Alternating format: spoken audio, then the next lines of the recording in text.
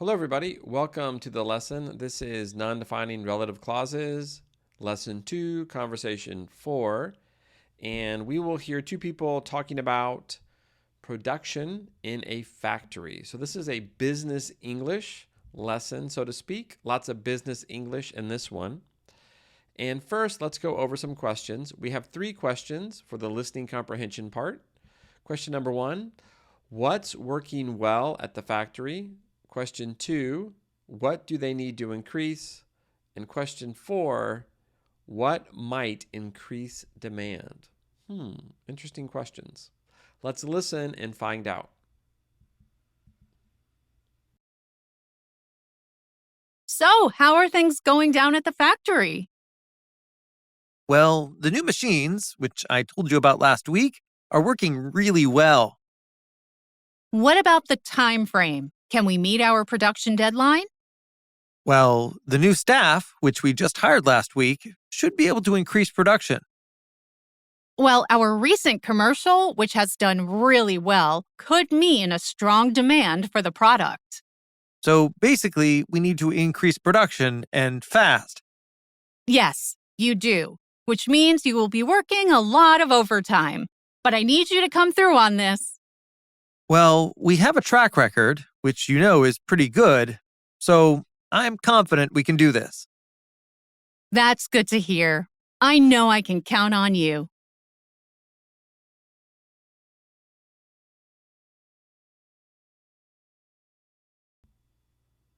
All right, welcome back. Let's go over the questions.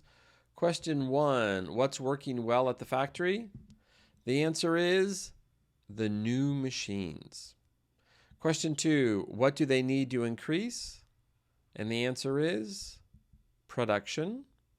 And question 3, what might increase demand for their product? And the answer is a new commercial which is doing really well. All right, now it's time for the grammar puzzle and English VIP. And we have a new activity. This is a word choice activity. So this is a bit of a grammar puzzle. So you will have 3 words. We will look at the sentence. What is the missing word? So we have about, down, and around. So we have the words here at the top.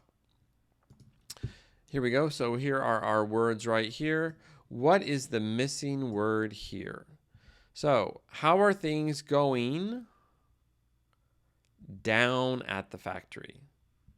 So, how are things going down at the factory?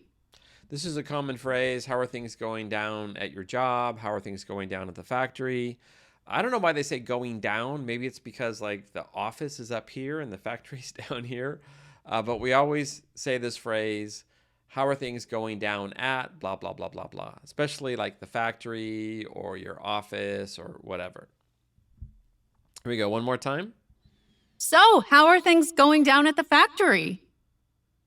All right. And the next one, we have tell, telling, and tell. What is the missing word?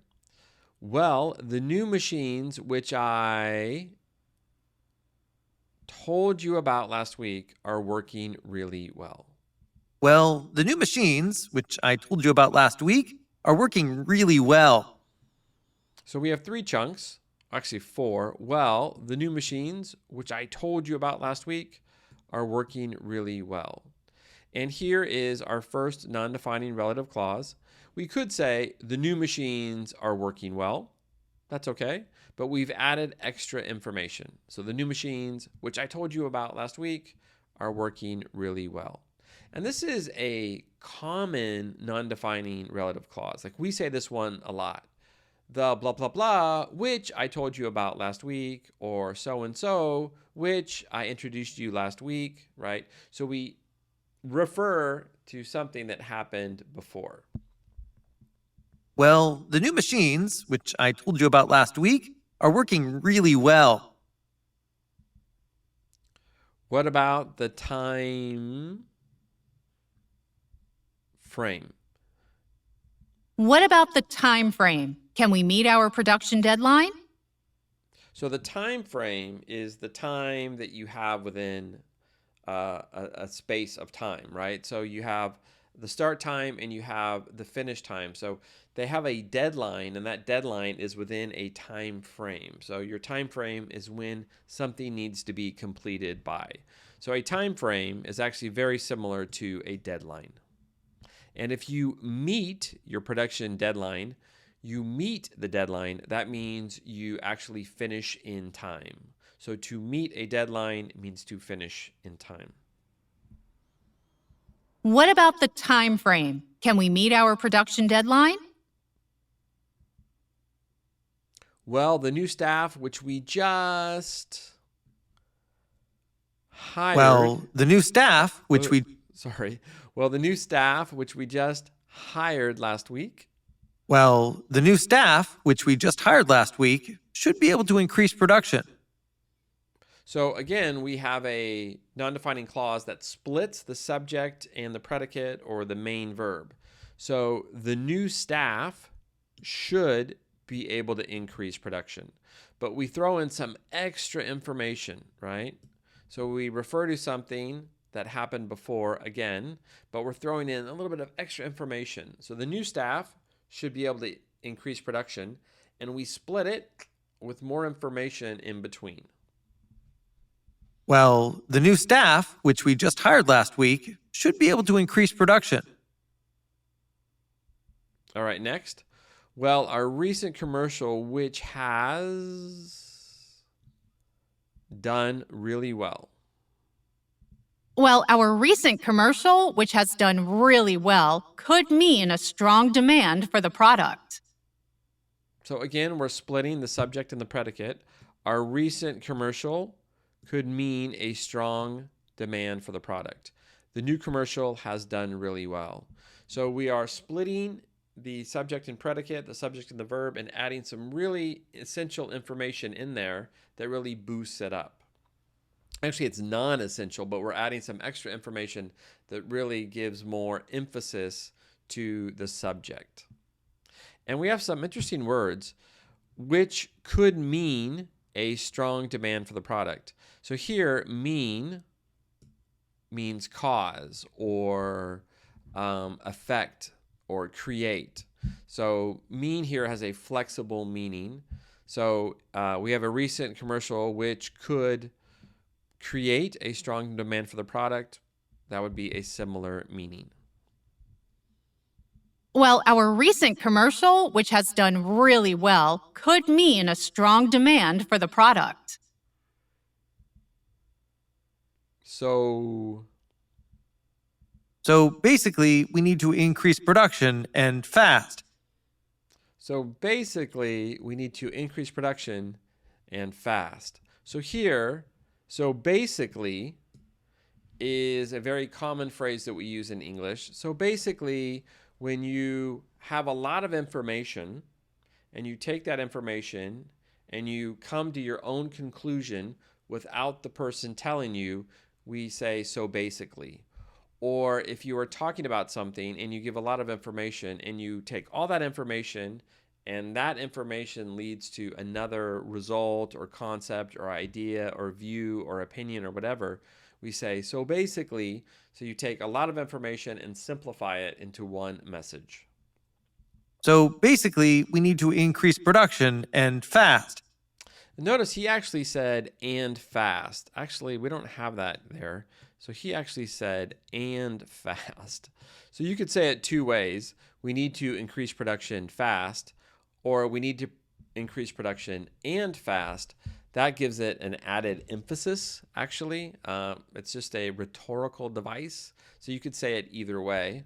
I'll let you hear it one more time. So basically, we need to increase production and fast. Yes, you do, which means you will be working a lot of overtime. Yes, you do, which means you will be working a lot of overtime. But I need you to come through on this. Here you could have a sentence. Sometimes you would say mean, sometimes meant. But here we're talking about a situation. So you need to increase production fast. That's an idea, a concept. So because it's a concept is uncountable, or it's It's abstract, right? So then you would use the third person singular S. And she says, you need to come through on this. If you need to come through on something, that means you need to do it successfully. You need to be responsible. You need to be reliable. You need to do what the person asks to come through on it. Yes, you do, which means you will be working a lot of overtime. But I need you to come through on this. Well, we have a track record. So a track record is just a record of doing something. Well, we have a track record, which you know is pretty good, so I'm confident we can do this. So, well, we have a track record. We have a track record, which you know is pretty good, so I'm confident we can do this. So again, we are splitting the subject and the verb and adding in more information to emphasize a point. So you could say, we have a track record, so I'm confident we can do this. But by throwing in the non-defining relative clause, we add emphasis to it. So we have a track record, which you know is pretty good, so I am confident we can do this. Well, we have a track record, which you know is pretty good, so I'm confident we can do this. That's good to hear. I know I can count on you. That's good to hear. I know I can count on you. So when you count on somebody, that means you depend on them, you trust them, you believe that they're going to come through with something. You're not doubting them, you're not skeptical, you're not worried. You know they can do it. So when someone says, I can count on you, that means they have faith that you will do it. That's good to hear. I know I can count on you. All right, so that's it for the English VIP. Now let's listen again and read as we listen. And when we come back, I have a question for you. So, how are things going down at the factory? Well, the new machines, which I told you about last week, are working really well. What about the time frame? Can we meet our production deadline?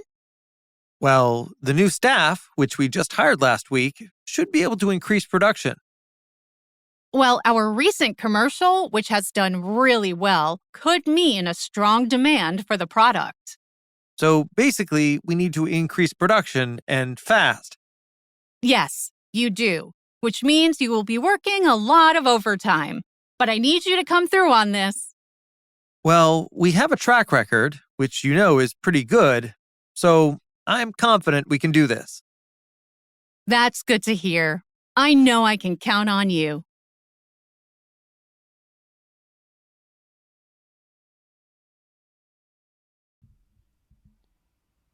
All right, welcome back. So my question for you is, who is somebody that you can count on? Who is somebody that will come through for you if you need them?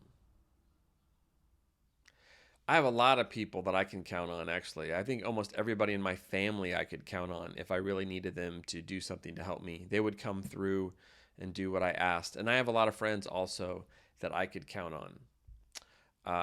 And I hope you do too. I hope you do too. And I would love to see what you say in the comments. Please share who you can count on to come through when you need something done. And that's it. Thanks so much for the lesson. This is actually lesson 4, so we're done.